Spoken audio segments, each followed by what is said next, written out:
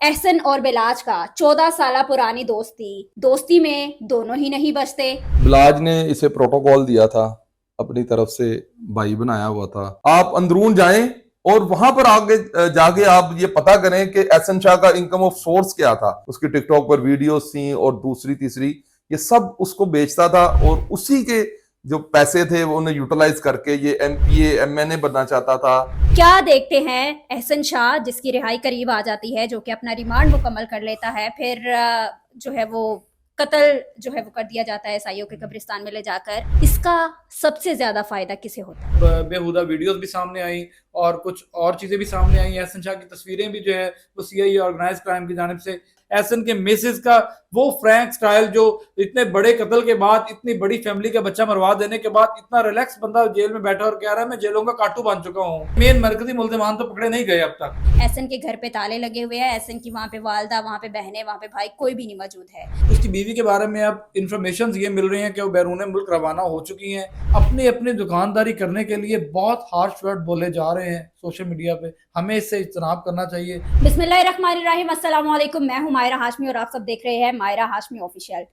नाजरीन, आपको बताते चले कि आजकल बहुत बड़ा मुद्दा जो है वो जेरे गौर आ रहा है, जो कि अमीर बिलाज कत्ल केस, फिर उसके बाद एहसन शाह का कत्ल हो जाता है। एहसन शाह के कत्ल होने के बाद एफआईआर दर्ज हो जाती है।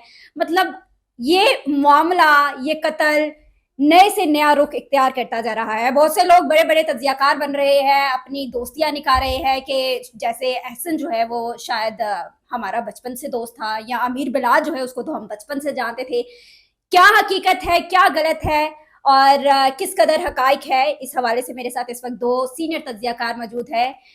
मेरे अगर आप राइट साइड पे देखें तो अली रजा शेराजी साहब है, और अगर मेरे आप लेफ्ट साइड पे देखें तो बिलाल जफर मेरे साथ मौजूद है। आज हम लोग बात करेंगे और आपको इस कहानी के हवाले से तमाम मुद्दा बताएंगे। अगर हम बिलाल जफर की बात करें तो जब बिलाज का कत्ल होता है और उसके कुलों पर जो है वो जाते हैं बिलाल, तो वहां पर एहसन भी मौजूद होता है, सऊदीया से वापस आ जाता है।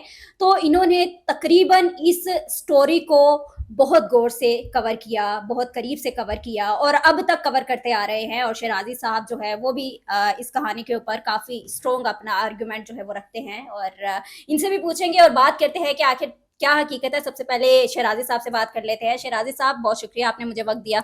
अस्सलाम वालेकुम, कैसी हैं? ठीक है आप? अल्हम्दुलिल्लाह, वालेकुम अस्सलाम। अच्छा, मुझे बताइएगा, जो मामला है एहसन और बिलाज का, 14 साल पुरानी दोस्ती में दोनों ही नहीं बचते। इतनी करीबी दोस्ती होती है कि वो करीबी जो है दुश्मनी में तब्दील हो जाती है। आप अब तक इस तमाम कहानी का क्या पस मंजर जो है वो देखते हैं? मैं पस मंजर इसका जो है ना वो पर्सनैलिटी क्लैश देखता हूँ।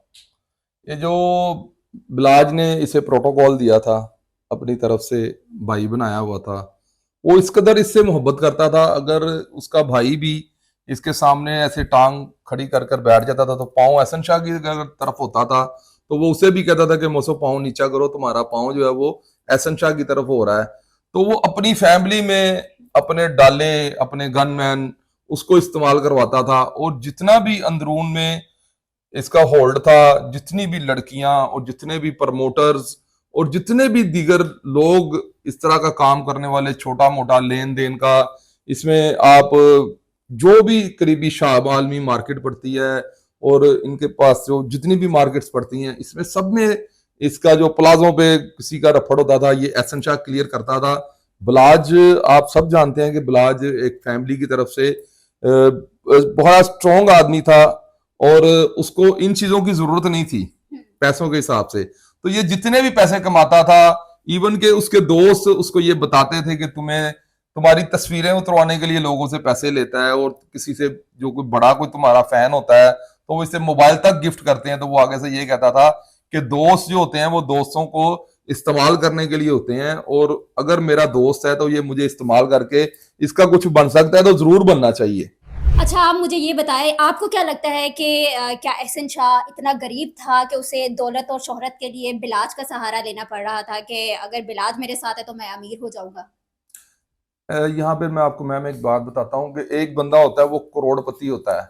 अगर ये एहसन शाह की बात करें तो ये करोड़पति तो हो सकता है, पर बिलाज जो है वो खरबपति है। उसकी करोड़ों की रोज की आमदन है, ठीक है। और उसको 10, 20, 50 लाख से कोई फर्क नहीं पड़ता था। और जो ये जितनी भी ये आज तक इस खानदान पर मैंने नहीं सुना कि आज तक इस खानदान पर कोई ये इल्जाम लगा होगा इन्होंने किसी जगह पे कब्जा किया है या किसी के रफड़ में आ गए इन्होंने 50 लाख की दिहाड़ी लगाई है, करोड़ की दिहाड़ी लगाई है। ये इनके जो इर्द गिर्द के दोस्त थे ना, टीपू ट्रकावाला से लेकर बिल्ला ट्रकावाला से लेकर आज तक बलाज के जितने भी दोस्त थे, ये उन्होंने कोई दिहाड़ी लगाई हो तो लगाई हो। इस फैमिली पर ये एलिगेशन आज तक मैंने नहीं सुना। आप अंदरून जाएं और वहां पर आगे जाके आप ये पता करें कि एहसन शाह का इनकम ऑफ सोर्स क्या था। जैसा कि आप मैंने देखे आपके प्रोग्राम, आप अक्सर बताती हैं कि ये बिलाज लोगों को ब्लैंकेट्स वगैरह देता था और ये वो इनकी मदद करता था। तो ये इसका इनकम ऑफ सोर्स आप मुझे बता दें कि उसका इनकम ऑफ सोर्स क्या था। उसका इनकम ऑफ सोर्स जस्ट यही था, बिलाज को सेल करना, बिलाज की बातें सेल करना, बिलाज के साथ जो जितनी भी उसकी टिकटॉक पर वीडियोस थी और दूसरी तीसरी ये सब उसको बेचता था। और उसी के जो पैसे थे वो उन्हें यूटिलाइज करके ये एमपीए एमएनए बनना चाहता था। और इवन के ये अपने आप को बहुत बड़ा आदमी देखता था। ये इसे जो कम्प्लेक्स था ना, ये बिलाज के जो उसे कम्प्लेक्स है, ये यही उसे मार गया। अच्छा शराजी साहब, अभी दोबारा आपकी तरफ आऊंगी। अगर हम लोग एहसन की बात करें तो एहसन ने बहुत बड़े ख्वाब देखे थे। एहसन ने ये सोचा था कि मैं मुस्तकबिल में एमपीए बनूंगा। उसका ये ख्वाब था कि मैं लाहौर का ऐसा शख्स बन जाऊंगा कि मैं पूरी दुनिया में क्या, पूरे लाहौर में क्या, बल्कि पूरे पाकिस्तान में मशहूर हो जाऊंगा। और दूसरी बात, अभी बिलाल से बात कर लेते हैं और बिलाल से जानते हैं। बिलाल, आपने बिलाज के कत्ल का केस जो है वो तमाम देखा आपने, फिर एहसन शाह के कत्ल को भी जो है वो कवर किया है, और आप इससे पहले भी इंटरव्यूज़ ले चुके हैं और दोनों की फैमिलीज़ के हवाले से भी आप काफ़ी इंफॉर्मेशन रखते हैं। क्या देखते हैं एहसन शाह जिसकी रिहाई करीब आ जाती है, जो कि अपना रिमांड मुकम्मल कर लेता है, फिर जो है वो कत्ल जो है वो कर दिया जाता है ईसाइयों के कब्रिस्तान में ले जाकर, इसका सबसे ज़्यादा फ़ायदा किसे होता है? बिल्कुल मायरा, बात बड़ी सिंपल सी है कि एहसन शाह का ट्रायल चल रहा था गुज़िश्ता 5-6 माह से जो है वो जेल में था और बहुत सारी चीज़ें तो वो पहले मान चुका हुआ था, जिसके बाद बहुत बेहुदा वीडियोस भी सामने आई और कुछ और चीज़ें भी सामने आई। एहसन शाह की तस्वीरें भी जो है वो सीआईए ऑर्गेनाइज क्राइम की जानिब से दी जाती रही, फिर एक जगह दिखाया, फिर बहुत दिन बहस चलती रही, एहसन शाह की टेंट कर दी है, ये हो गया वो हो गया, सारी चीज़ें चलती रही बीच में।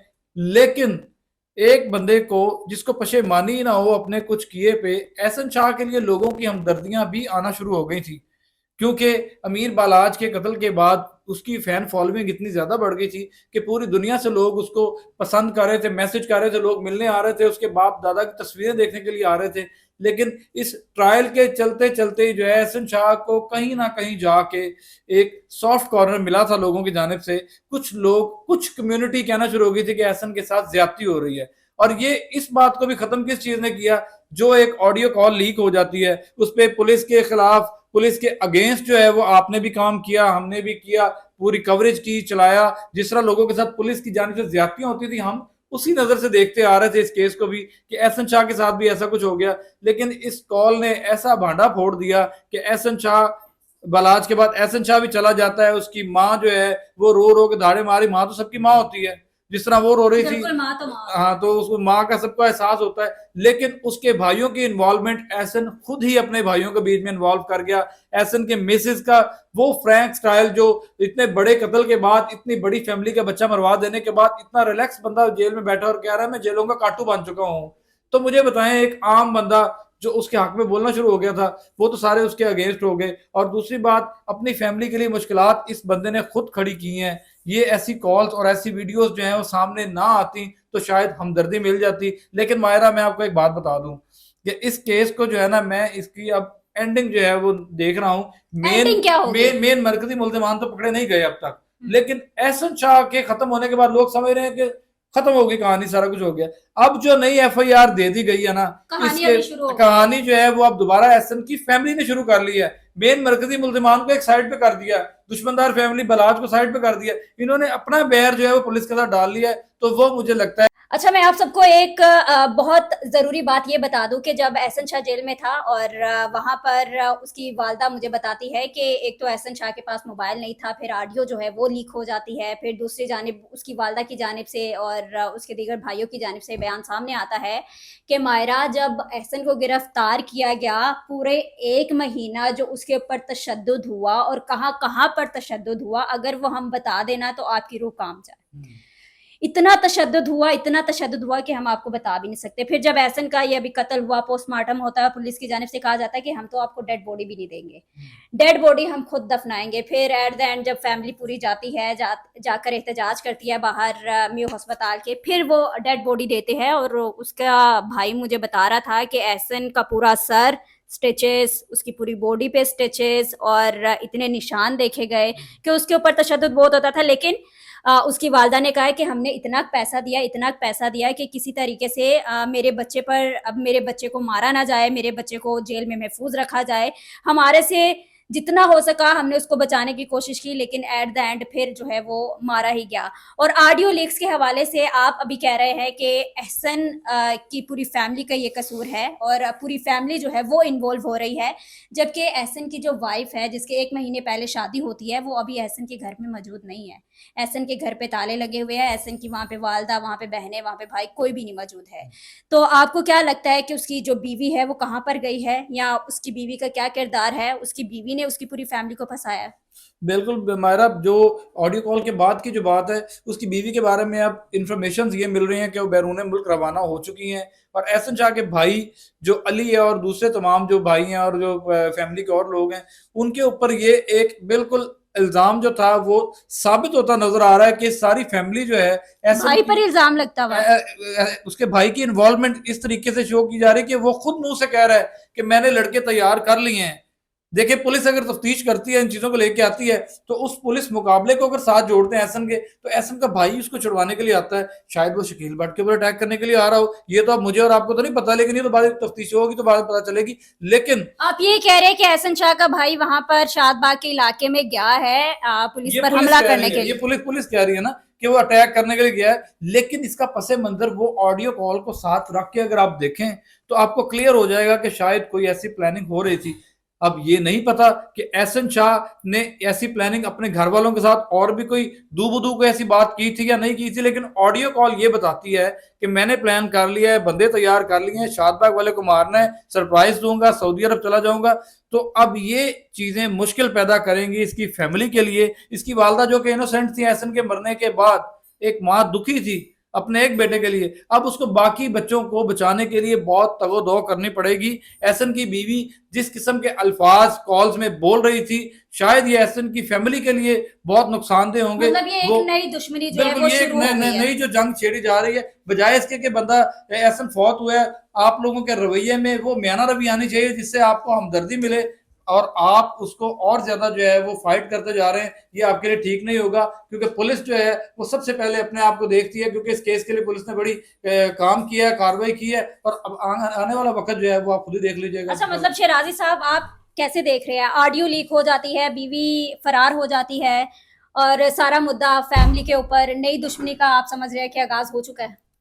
नहीं, इसमें फैमिली का कोई कसूर नहीं है। फैमिली जब भी ये सिलेंडर करेंगे, तो अगर ये इनोसेंट हुए तो मुझे ये यकीन है पंजाब पुलिस पर और सीआईए जो ऑर्गेनाइज क्राइम यूनिट है इस पर, और लामा इकबाल टाउन के जो डीएसपी मोहम्मद अली भट्ट पर और शकील भट्ट पर, मुझे कभी इस बात पर यकीन है कि वो इन लोगों को, अगर ये इनोसेंट हुए तो इन्हें जरूर बेगुनाह करेंगे, क्योंकि उनके पास कोई ये ऑथेंटिक सबूत नहीं है कि आया जब हमलावर जो हैं वो उसके भाई ही हैं।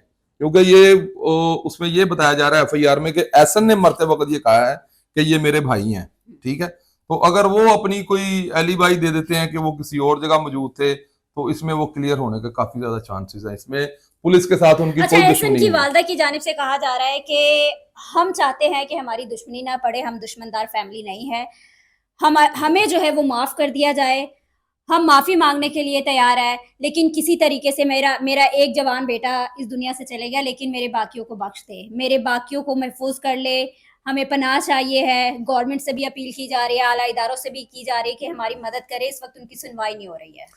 इस बात पर मैं आपको ये बताना चाह रहा हूँ कि हम कौन होते हैं यहाँ पे बैठ के तज्जिया करने वाले। ये पुलिस स्टेट है, वो आगे इसके भाई जो हैं वो अंतरिम बेल लें और शामिल तफ्तीश हों और जितने भी आला अफसरान हैं उनके आगे पेश हों, अपनी वालदा को साथ लें और अपनी बेगुनाही साबित करें। अगर वो बेगुनाह है तो मुझे बिल्कुल यकीन है पंजाब पुलिस पर कि वो उसे बिल्कुल बेगुनाह करेंगे। और अगर एहसन शाह ने अपनी वालदा से ये कहा था, जैसा कि अभी आपने बात की बिलाल के साथ, कि एहसन शाह अपनी वालदा को कहता था कि मैं कुरान पे हाथ रखने को तैयार हूं, मैं बेगुनाह हूं, मेरा बिलाज के कत्ल में कोई मामला नहीं है, तो इन्होंने उनके घर में कोई बंदा नहीं भेजा, किसी दोस्त को नहीं भेजा, किसी बड़े को नहीं भेजा कि हम इस बात का कुरान पे न्याय देते हैं। जैसा कि आपने पहले बताया कि बिलाज की फैमिली में जो इनकी सिस्टर्स हैं वो आपस में दोस्त थी, तो ये इनके घर में जाकर रोना धोना भी तो कर सकती थी कि आपका तो दुनिया से चला गया, हमारा अपना दुनिया से चला जाए तो हमें अच्छा, खुदा ये करीब मैं माफ बात किया ये जाए। मैं आपको बता दूं कि जब बिलाज की डेथ होती है, बिलाज कत्ल होता है, तो सबसे पहले ये एहसन शाह की फैमिली बिलाज के घर पहुंचती है। और ये बहुत कम लोगों ने बताया है अब तक, व्लॉगर सिर्फ यही बात कर रहे हैं कि भाई एहसन जब बिलाज कत्ल होता है तो एहसन शाह की फैमिली ताज़ियत के लिए नहीं आती है, उनके घर नहीं पहुंचते हैं। तो ये भी एक बहुत बड़ा सवाल उठता है, लेकिन फैमिली वहां पर सारी मौजूद थी, ये तो एक बिल्कुल रॉन्ग बात है कि फैमिली ना पहुंचे, क्योंकि जितना इनका साथ जितना करीबी साथी है। रिलेशन था तो वो जरूर आए होंगे, जाहिर बात है। जब तक ये शो ऑफ नहीं हुआ कि एहसन इसमें मुल्जिम है तब तक तो वो जरूर आए होंगे। ये तो बात किसी ने, मेरे ख्याल से मैंने तो देखा नहीं है किसी ने अगर की है तो फिर वो एक महज एक उसके नॉनसेंस वाली बात है ये तो। अच्छा बिलाल, एक तो मैं बात करना चाहूंगी आजकल, ये अगर एहसन और बिलाज के केस की बात करें तो कुछ सहाफ़ी ऐसे हैं, सहाफ़ी भी बल्कि हम उन्हें नहीं कह सकते, तज्जियाकार बने हुए हैं और ये बातें की जा रही है कि भाई एहसन जो है वो कैसे दोस्ती होती है बिलाज के साथ, और तमाम तर ये कहानी थी। मतलब अवाम को गुमराह किया जा रहा है और गलत इन्फॉर्मेशन फैलाई जा रही है। आपको नहीं लगता कि इस तरह हमें सोशल मीडिया पे गलत चीज़ें बताने की बजाय जो है वो सच्चाई बतानी चाहिए? ये नहीं कि भाई ये जो ऑडियो थी या फिर ये जो मुकदमा था इसमें एहसन शाह मुलव्वस नहीं था, आप बड़े तज्जियाकार बन रहे हैं और झूठ अवाम को बता रहे हैं। बिल्कुल मायरा, देखो ये वक्त इस तरह का चल रहा है कि बालाज के कत्ल के बाद सोशल मीडिया के जो कुछ एक्टिविस्ट थे उनको तो अल्लाह ने बहुत ज़्यादा अरूज दिया और उन्होंने गलत सही जो कुछ भी आता रहा वो बोलते रहे, और उसके बाद ये सिलसिला आहिस्ता आहिस्ता आहिस्ता तो क्लोज होता हुआ बिल्कुल ख़त्म हो गया। और उसके बाद एहसन शाह की मौत के बाद जो है उसके घर पे लोग पहुंच जाते हैं, उसकी वालदा के साथ किसी का माइक उसकी वालदा के आ गया, सवाल उसकी बहन से किया जा रहा है। इस तरह के जो मामला जो रेटिंग के सिलसिले में ऐसी ऐसी गलत गुफ्तगू इस्तेमाल करना, जो कि मेरे ख्याल में हमारे समेत तमाम लोगों का मजाक उड़ाते हैं, वो लोग व्यूवर्स जो घर में बैठ के बड़ा पुरअमन और तरीकेकार वाली बात सुनना चाहते हैं, लेकिन उनके साथ इस तरह की जब गुफ्तगू की जाती है, अपनी अपनी दुकानदारी करने के लिए बहुत हार्श वर्ड बोले जा रहे हैं सोशल मीडिया पे। हमें इससे इज्तनाब करना चाहिए मेरे ख्याल में कि जो असल बल्कि हकायक ऐसी दुकानदारी बंद होनी चाहिए। अगर आपके पास इंफॉर्मेशन नहीं है तो बेहतर है कि आप इंफॉर्मेशन लेके आवाम को सच्चाई बताएं या वो बात बताएं जो कि समझ में भी आए। मतलब आप ऐसी ऐसी बात कर रहे हैं कि हम कब्र में सुराख कर देंगे ताकि सांप जो है वो बआसानी कब्र के अंदर जा सके। आप एक शख्स के मरने के बाद ऐसी बातें कैसे कर सकते हैं बतौर सहाफ़ी? क्या हमें ये चीज़ें सूट करती हैं? नहीं, बिल्कुल मैं तो नहीं समझता कि आपने जितने बड़े अल्फाज ये बोले हैं किसी के बोले हैं, तो हम लोग तो कभी भी ऐसा नहीं कह सकते किसी के बारे में, और ख़ास तौर पे जो इस दुनिया से चला गया हो, जो कुछ मर्जी किया हो उसने, जब वो मर जाता है तो एक मुसलमान का फर्ज बनता है कि जिसकी आंखें बंद हो गई उसके बारे में दोबारा बात ना की जाए, नेगेटिव बात ना की जाए, कम से कम इस तरह की बात ना की जाए कि उसके लवाहिकीन को जो है दिल आज़ारी हो और उनको मुआशरे में सिर उठा के फिरने में मसला पैदा हो। तो हमें सबको ख्याल करना चाहिए कि एक दूसरे के अखलाकियात को सबसे पहले रखें और उसके बाद जो है वो अपना तजिया पेश करें जो कि हकायक पर मबनी हो। अच्छा शेराज़ी साहब, आप आखिर में क्या कहना चाहेंगे इस मामले के हवाले से? कुछ लोग ऐसे हैं, कुछ व्लॉगर्स ऐसे हैं जो कि गलत इन्फॉर्मेशन अवाम तक पहुंचा रहे हैं, गलत बातें बताई जा रही है, बिलाज के रिश्ते को गलत बताया जा रहा है, एहसन के हवाले से गलत बातें की जा रही है, तो इसकी रोकथाम कैसे हो सकती है?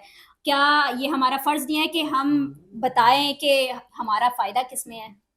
मैं आपको ये बात बताता हूँ कि सोशल मीडिया पर चंद जो है यूट्यूबर्स हजरात ऐसे हैं और उन्हें फेम जो है झूठ की बुनियाद पर मिलता है, और जहाँ पे जितना झूठ बोला जाए वही बिकता उतना है। ही ऊपर की तरफ बंदा जाता है। जैसे बोलते थे ना कि जितना गुड़ डालोगे उतना मीठा होगा। तो सोशल मीडिया प्लेटफॉर्म पर जितना झूठ बोलोगे उतना आप ऊपर जाएंगे, जिस आप अच्छे अंदाज से झूठ को एक्सप्लेन कर सकेंगे ये आपको उतना ही ऊपर लेके जाती है अवाम। वो जो आपकी खट्टी मीठी बातें हैं ना वो अवाम ने सुननी है।